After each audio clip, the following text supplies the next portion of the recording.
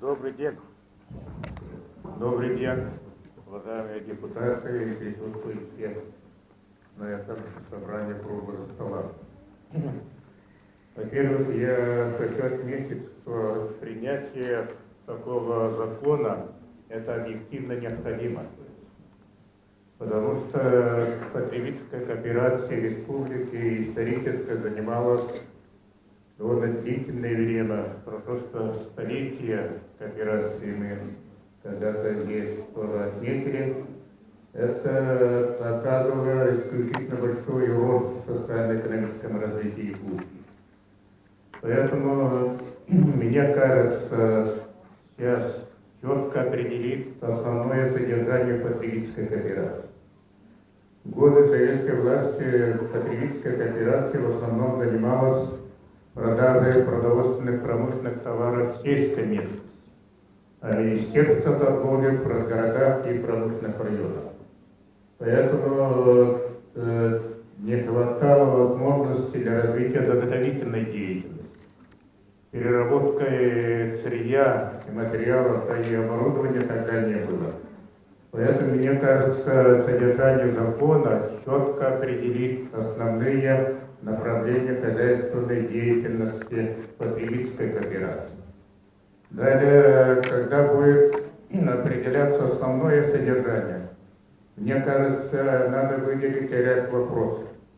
Во-первых, заготовительной деятельности, в какой-то степени условия, поощрения, поддержка со стороны государства должно быть оказано. У нас очень много ягод различных видов. Для сбора надо тем, кто собирает это, надо платить это. Далее переработок, потом продавать все это. Это требует очень серьезного переоборудования этих предприятий, создания условий для работы и так далее. Далее республика исторически занимается заготовкой вкуснины. Наша вкуснина на мировом рынке очень сильно котируется. Торговая вкусная база создана в Якутске. Поэтому доля республики в создании вкусной базы надо четко определиться по линии правительства. Создать свою базу надо здесь. Вкуснина надо принимать и здесь, и частично можно переработку можно делать и здесь. Далее, со временем, по мере истощения природных ресурсов, у нас отдельные промышленные предприятия не будут иметь основных направлений своей производственной деятельности. Такая же картина сложилась в поселке Кулак. Вот Владимир Михайлович прекрасно помнит. Ежегодно добывали по 10 тонн золота. По 10 тонн золота. Поскольку это объемы сократились, эффективность добычи, решили Кулак золото вообще закрыть. Отдали все это старателям. Они неплохо добывают, во всяком случае, наверняка не меньше 10 тонн. Далее, что, какие потери были? Потери были, прекрасный дом культуры когда-то построен. Этот дом культуры в деревянном варианте они сожгли. Спрашивали, почему так вы торопитесь здесь дом культуры? Нет, фундамент этого дома культуры проявилось вот появление золота и так далее. Из-за этого, чтобы быстрее освободить эту площадку, решили здесь этот дом культуры. Каким трудом был построен когда-то, я это прекрасно знаю, этот дом культуры. Возьмите, такая же картина сложилась во многих других районах. Поэтому я просил бы, вот поскольку заготовительная деятельность кооперации будет развиваться, надо составить дорожные карты, определить конкретные направления работы потребительской кооперации. И те помещения, которые когда-то отданы или приватизированы, в какой-то степени частично надо вернуть. Вот возьмите, мы прекрасный дом, торговый центр построили в Сунтаре, на берегу реки, а там таких предприятий не размещается. Вернуть надо эту полностью, прекрасное здание, в каменном варианте. Поэтому тут приложение записано в основном строительство зданий, хлебопекарни, столовой и так далее.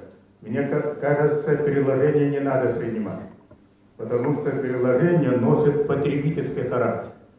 А в основном по тем районам, которые нуждаются в этих объектах. А первый раз надо принять закон в целом о развитии потребительской кооперации. А потом составить очень хорошую дорожную карту, где надо указать объекты, которые можно было бы вернуть в область потребительской кооперации. Строительство пушно-меховой базы здесь в городе, это очень дорого. Строительство различных холодильников и так далее. А не вести разговор вокруг тех хлебопекарен, столовых, которые записаны здесь. Это очень ограниченный подход. Далее я просил бы, чтобы здесь включены только 15 районов. А есть крупные районы, которые вообще здесь не записаны. Возьмите Сунтарский район.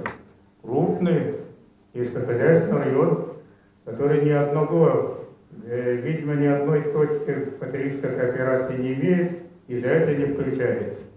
Поэтому я просил бы вопрос о развитии кооперации должно вести в широком плане, с точки зрения интересов развития нашей республики и сельского населения, а не только включить 15 районов и объекты этих 15 районов, по ним показать, что мы начали оказывать государственную помощь в формировании, развитии объектов потребительской кооперации.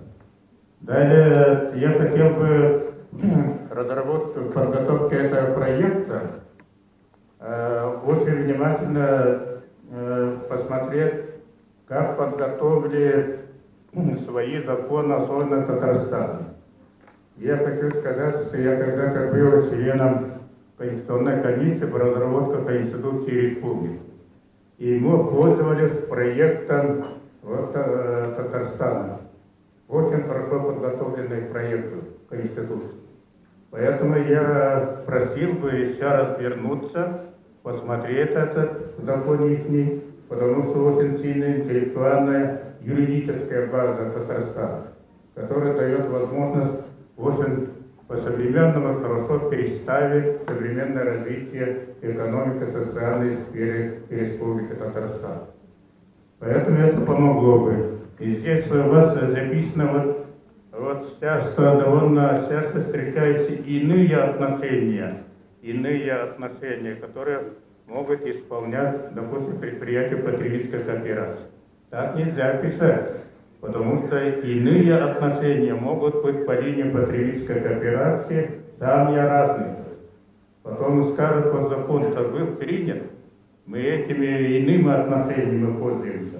Поэтому иные отношения, если вы хотите фиксировать, то они должны быть юридические, а рамки этих отношений должны быть четко определены. Без этого просто провозглашать, что иные отношения, мне кажется, неправильно было бы. Далее, последнее, что я хочу сказать, все-таки традиционная потребительская кооперация занимается подготовкой кадров.